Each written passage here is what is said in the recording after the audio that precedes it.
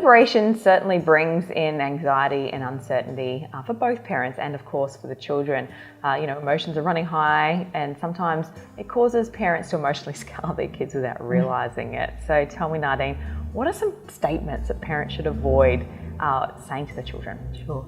So I want to just set the scene first, because I think it's easier to understand this if you can relate it to yourself. So imagine if you had two best mates and they hate each other. Right? And you can't go out with your two best friends together as a threesome because they hate each other. And every time you go and catch up with one mate, he or she is always talking about how awful that other person is and how much she hates them and how can you be friends with that person. And then the same thing happens when you go and talk to your other friend. So that would put you in a really difficult position. And I could understand that someone would decide they don't want that friendship anymore. They don't want to be caught between two people who are warring with each other and you're the piggy in the middle. So as an adult and they're your friends, that's a relationship that you can let go of, but a child can't do that. Right? So that's what parents, it's good if they understand that a child is caught in the middle. They love their mum, they love their dad. They can't understand why mum hates dad and why dad hates mum. It doesn't work for them in their little brains that haven't processed all of this stuff yet. So it is really important to understand that children are going to be upset by the conflict that they see their parents engaging in. They were upset by it when you were together and arguing in the kitchen. Children, you don't see a child sitting there going, Mum and Dad are arguing, yay! They're slinking off to their bedroom, they're putting their headphones on, they're reading a book, they're texting their mates, they're doing anything they can do to avoid listening to Mum and Dad yelling at each other in the kitchen. So that is the thing to always keep in your mind, is that kids will hear they'll hear your conflict, they'll pick up on your conflict. There's a saying, little pitchers have big ears, and it's, kids hear everything. You think you're whispering and talking and having a quiet argument, your child knows what you're talking about. And if they can't quite hear it, they can pick up on your body language. Children are very intuitive to what's going on, and particularly if they feel that it's about them, they will be listening and picking up on what's going on. So you honestly have to remove the children from the conflict completely. You can't argue in the kitchen. You can't argue when you're doing a handover and the child's going off to spend time with the other parent. You can't do it in front of them ever. And that's, I can't put it more simply than that. And if you keep doing that, if you keep bringing your children into the dispute, you will emotionally scar them. And there's heaps of research, you can Google it, about what happens to children when they're caught up in long-term conflict. I can tell you they don't perform well at school, they have trouble making friends, they're upset all the time, they eventually struggle with long-term relationships, and the very worst case scenario, there are children who commit suicide because they are so emotionally caught up in what's happening with their parents. There are children who beg family court judges to let them go and live with granny in New Zealand because they can't bear to be with mum or dad.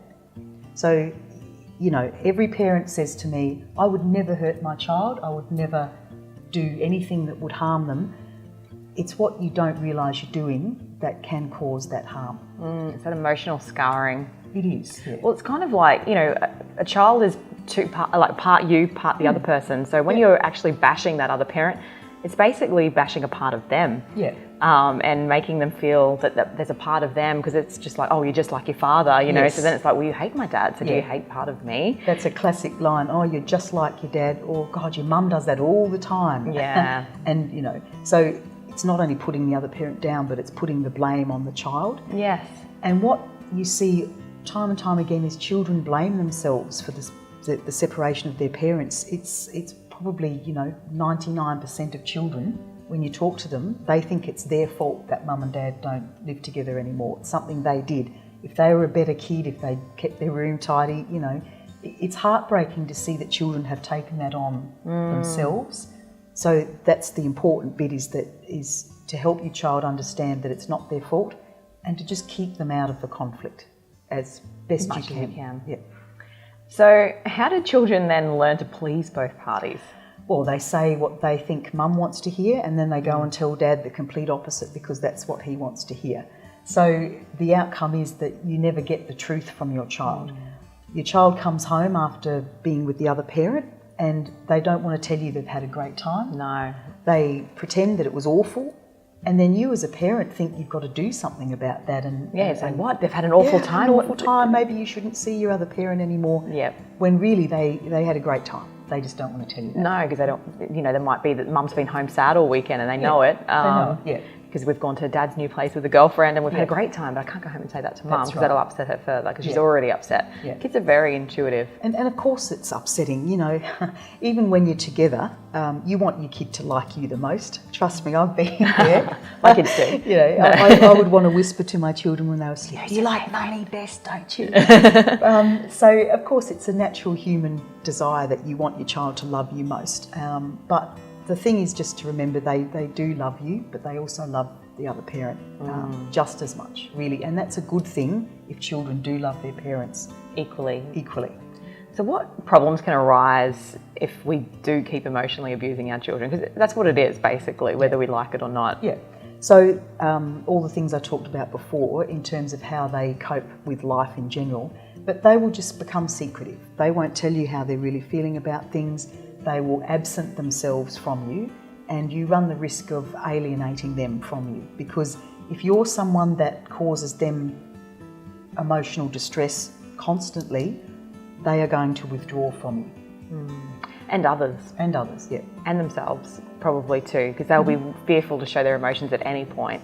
Yeah. It's a bit of a worry. So, we all slip up, we say things that we don't mean during a separation, but we really need to take extra care.